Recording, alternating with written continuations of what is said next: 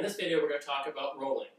And the rolling stroke, or developing any kind of rolling, is actually the exact opposite of the stroke with the basketball that I was talking about. So instead of a big full stroke where you let the stick bounce, you actually stop the stick from rebounding off the drum, and you, in essence, push the stick back to make the stick tip hit the drum twice, or sometimes 3 or 4 times.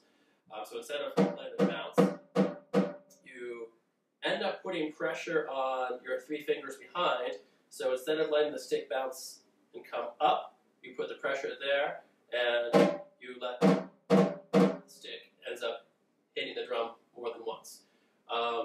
You have to feel how the pressure is. If you put too less amount of pressure, the stick bounces quite a bit. If you put too much pressure, it just goes right to the drum.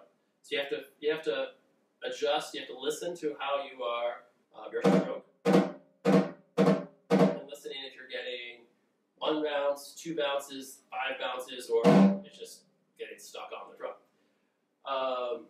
There's a lot of beginning drummers what they'll do is they'll put pressure going forwards, and their arms will end up going out, and they're trying to push down into the drum.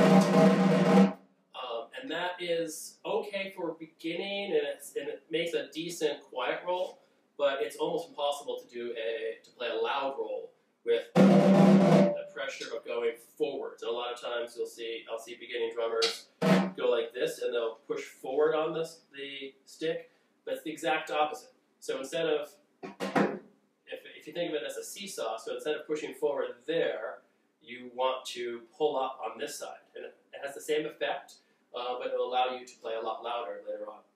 So you want to, as you're holding the stick between your thumb and your pointer finger over here, you're putting pressure on the 3 fingers behind. And that will bring the stick up, and then the tip down. So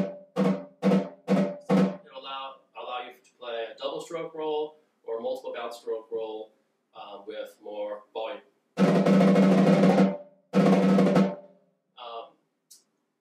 Sometimes you'll be asked to play a double stroke roll, which is a double stroke. So instead of 1 stroke, it's 2. So it's 2 hits on one hand, 2 hits on the other hand. And then when you put it together, it's a double stroke roll. A multiple bounce stroke roll is just like that. It has multiple bounces, sometimes 3, sometimes 4. In orchestras and band situations, that's the roll I will use, because it will sound more like a constant tone versus a double stroke, which sounds very uniformed.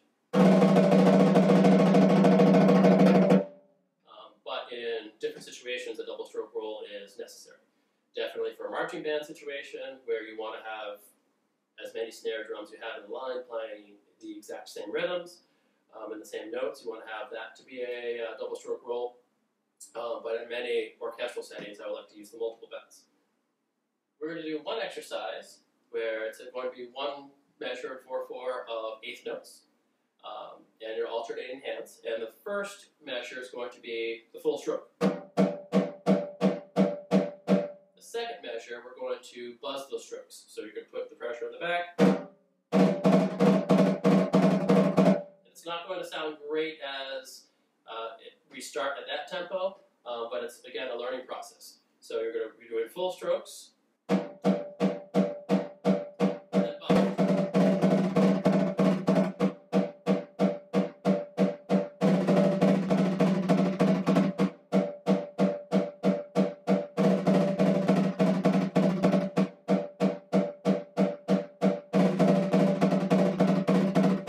Now if we speed it up, that's where that roll will sound and start to develop. And